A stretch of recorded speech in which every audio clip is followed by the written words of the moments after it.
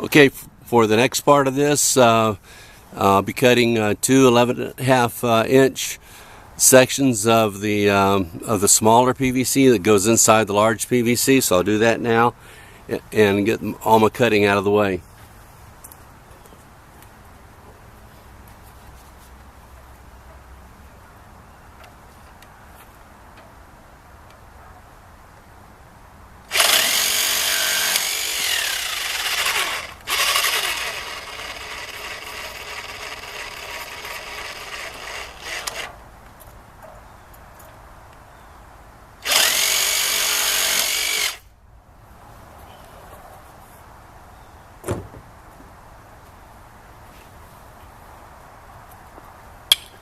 Okay, so that's two more pieces of the smaller PVC, and it's got approximately 11.5 inches long.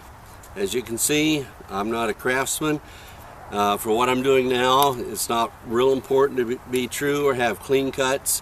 What's important is that I just get this float and stabilizer to work right. Okay, thanks a lot. Bye.